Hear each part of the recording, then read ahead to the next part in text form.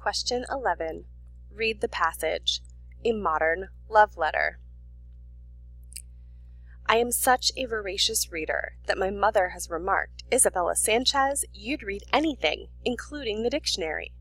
Of course, I've perused the occasional dictionary, but I much prefer the gripping suspense of mystery novels.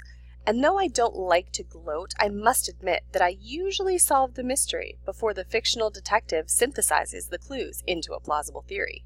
Strolling home from the library with yet another sachet full of paperbacks, I lament that nothing in my life exhilarates me as much as unraveling intricate mysteries. When ominous clouds obscure the sun and lightning electrifies the atmosphere, I imagine my favorite literary detective rubbing their hands together, anticipating her latest case and saying, "Oh, what a dark and eerie afternoon."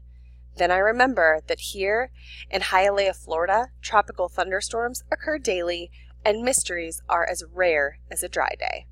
As it begins to sprinkle, I sprint the last few blocks home.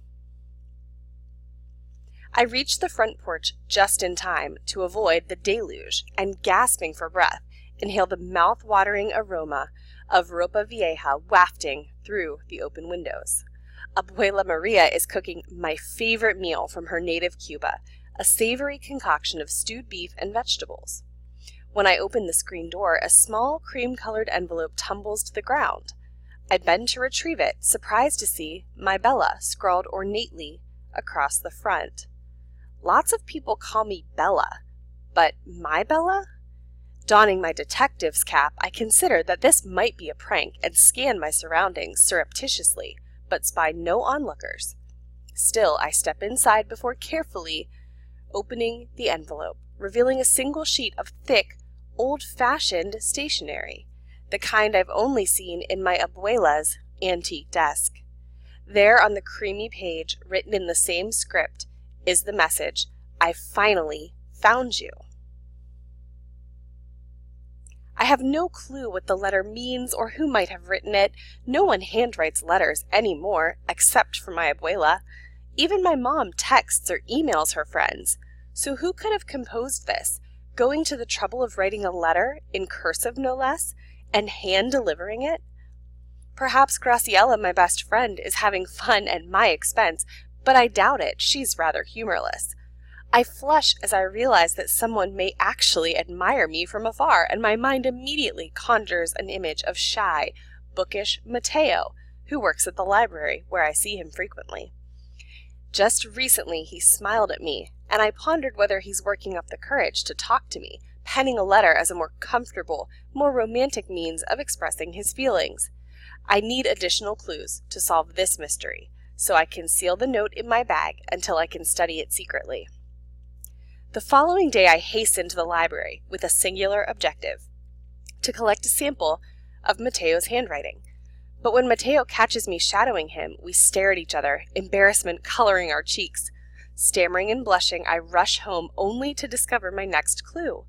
I step inside to open the envelope and am again overwhelmed by the message on the page, which praises my lovely brown eyes and glorious long hair. While I do have long hair, no one has ever described it as glorious before. Just then my mother surprises me by coming home early from work. "What's that, Bella?" she inquires, inclining her head toward the note. Although I try stashing it in my bag, she deftly snatches it from my hand and reads the message. Frowning, she says, "I didn't know you had a boyfriend, Bella." "Me neither," I admit before adding, "We'd better tell Abuela too, she loves drama." After I tell my tale, my mom says, "You do have lovely eyes, Bella, but I'm calling the police because mystery stalkers are not welcome here." "Don't be too hasty, dear," Abuela interrupts. "I never told you about Alejandro, did I?" I listen intently as Abuela recounts the story of the first love letter she ever received in her homeland of Cuba, a declaration of love from Alejandro, the sweetest, cutest boy she'd known. "I couldn't believe my luck when he wrote to me of all the girls in our neighborhood," she recalls with a melancholy smile. Before she could muster the courage to reply, however, her family abruptly fled Cuba. Those were difficult and dangerous times. We abandoned everything and started over. I was never able to say goodbye or let him know I cared for him too. With glistening eyes, she encourages Mom to give young love a chance to flourish, and I'm speechless when my mom reluctantly consents. But you will alert me the minute you receive another note, she insists.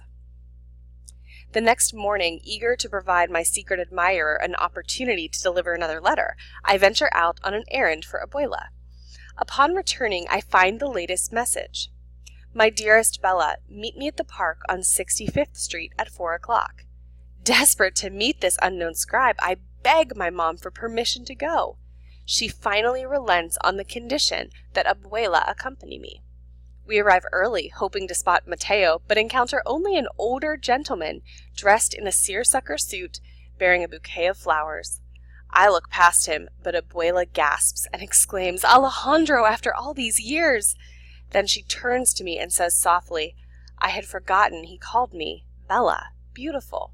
"I'm so sorry, Bella. Are you very disappointed?" "Only in my detecting skills," I answer with a rueful smile before adding, "I'm glad he found you, Abuela." As Abuela reunites with a man she hasn't seen since childhood, I turn away to afford them privacy. My phone vibrates and I expect my mom wants an update, but I see an unfamiliar number on the screen. My spirit soars as I read the message. "Hi, it's Mateo. Coming back to the library tomorrow, by any chance?" Question 11. Why does the author use the first-person point of view in the story? To allow readers to know more than the characters in the story? To make the story more mysterious and thrilling? To give readers insight into the feelings of each of the characters? To give readers access to Bella's private thoughts and feelings? Pause your recording and choose an answer to number 11 now. Question 12. Answer this question using the passage called Modern Love Letter. Which evidence from the story shows the impact of the first-person narrator? Bella listens as Abuela describes her first love. Bella responds to her mother's questions about the letter. Bella secretly hopes that Mateo is the one sending the love letters. Abuela convinces Bella's mom not to call the police. Please pause your recording and answer question 12 now. Question 13. Answer this question using the passage called Modern Love Letter. What impact does the rising action have on this story? It introduces readers to the motivations of the main character, Isabella. It establishes the setting of the story by contrasting Bella's modern practices, such as texting, with Abuela's practices, such as letter writing. It introduces the central conflict of the story, Bella's uncertainty about who wrote the letters. It builds the suspense of the story. Bella has no idea who is sending the love letters or why, and neither does the reader. Pause your recording and answer question 13 now. Question 14. Answer this question using the passage called Modern Love Letter. What impact does the climax have on this story? It introduces the motivations of one of the main characters, Abuela. It serves as a turning point as it is revealed that the letters were intended for Abuela, not Bella. It builds the central conflict of the story by creating tension between Bella and Abuela. It creates a mysterious tone by casting doubt on Bella as a narrator. Please pause the recording and answer question 14 now. Question 15. Answer this question using the passage called Modern Love Letter. How does the author make the story comical? The narrator begs her mother to let her go meet her secret admirer. The narrator's grandmother tells the story of receiving her first love letter. The narrator's mother wants to call the police. The narrator says that her grandmother loves drama. Please pause the recording and answer question 15 now. Question 16. Answer the following question using the passage called Modern Love Letter. How does the author show that Bella is a reliable narrator? Bella respectfully listens to her abuela's story of young love. Bella admits she is embarrassed when Mateo finds her following him. Bella claims that she solves mysteries faster than detectives in her books. Bella begs her mother to allow her to meet the letter writer at the park. Please pause your recording and answer question 16 now. Question 17. Which phrase is the definition of the word propensity? Because of her little sister's lifelong propensity for constant chatter, Maisie often retreated to the privacy of her bedroom, seeking silence.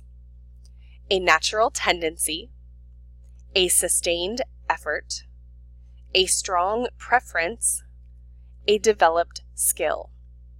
Please pause the recording and choose an answer to question 17. Question 18.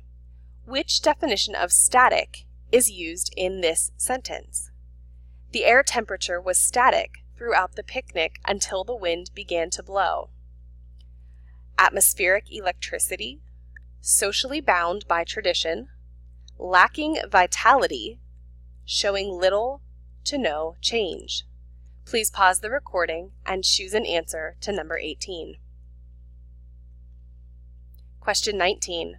Which phrase is the best meaning of the word cohesive in this sentence? The chaotic jumble of individuals at the first day of basketball practice gradually learned to work with each other as a cohesive team by the end of the season.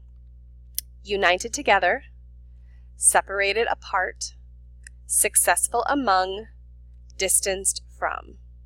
Please pause the recording and choose an answer to number 19. Question 20. Which phrase from the sentence best reveals the meaning of the word vindicated? Shayla's father doubted her when she denied making a mess in the kitchen, but she was later vindicated when her brother admitted to it. Father doubted her, making a mess in the kitchen, was later, brother admitted to it. This concludes the read aloud for the Unit 1 test, Narrative Techniques and Structures. Please finish all of the questions, submit your work, and should you need to do so, be sure to review any resources, study guides, or remediation sessions provided by your teacher before taking a second or third attempt on the test. Thanks, happy testing, and have a great day.